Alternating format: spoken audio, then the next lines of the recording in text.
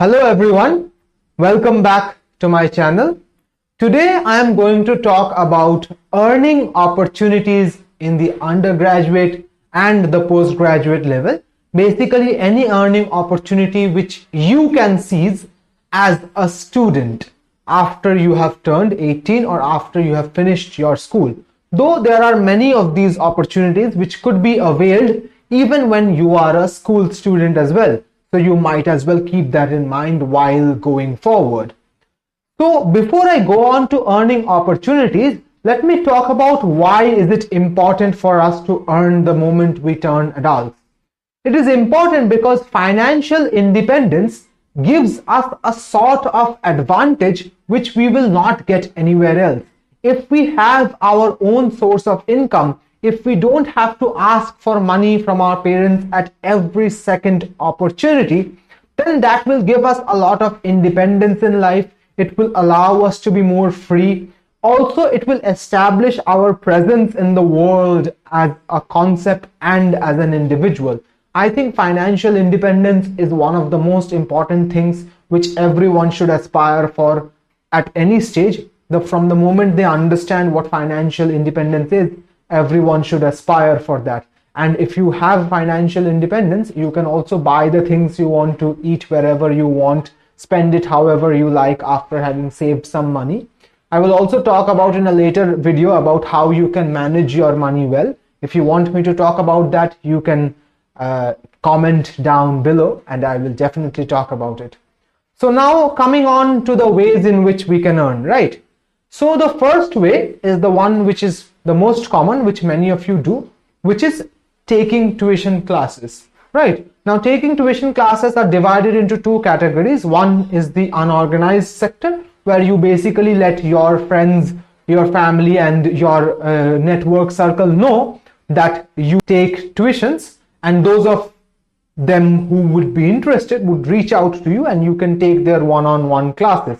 I know there are many who are listening to this video who already take tuition classes, and you can expand your radius by making posters, by posting about your tuition details on Facebook, on LinkedIn, and on your WhatsApp and Instagram stories. You can ask your students to give you feedback against your page. You can create a Facebook page for that, so on and so forth. Next is the organized tuition sector, which is on websites like Urban Pro, SuperProf and Chegg India. Now Chegg India requires you to have some sort of basic qualification in that subject, if I'm not very wrong.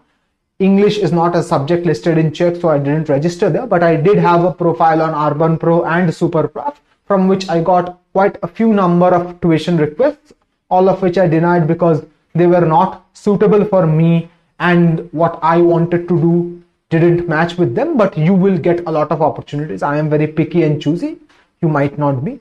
So you can create your profiles on these websites. Their links will be down in the description. Urban Pro requires you to pay 600 rupees for a 2-month or a 3-month period. I don't exactly remember. But against that, anyone who inquires against the teaching opportunities which you provide, you will get their contact number. You can contact them via phone or WhatsApp, and then you can take the matter forward from there. So Urban Pro is a really good opportunity for you. Same with SuperProf, only SuperProf is free, but there is a free version.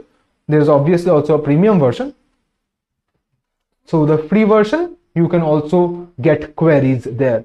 Chegg India requires some qualification. So if you have completed your bachelor's degree, you can also check out Chegg India as well.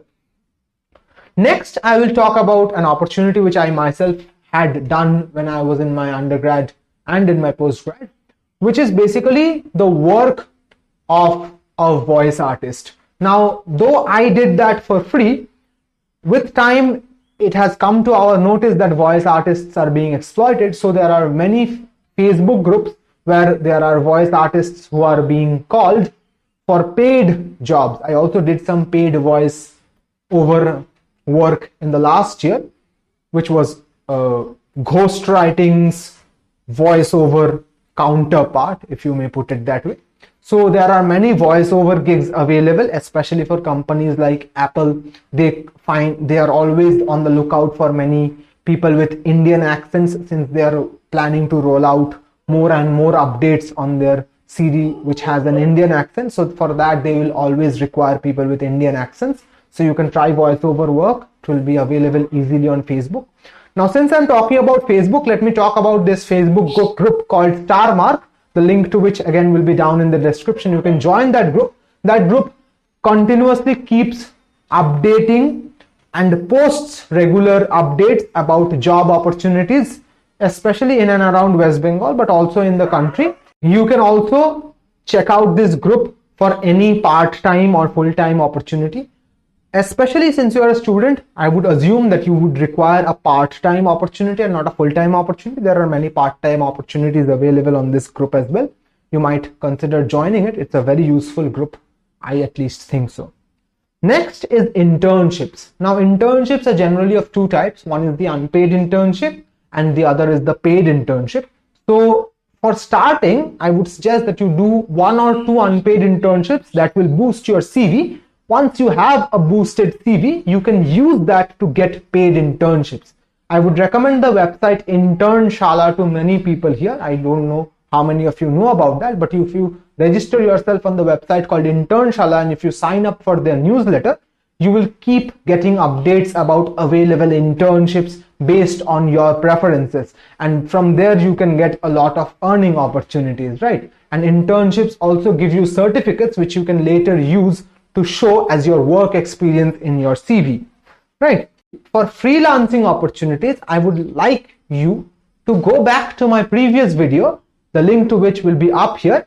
It is called Job Opportunities in and Around Academia, where I have talked about freelancing opportunities, translation, transcription, so on and so forth.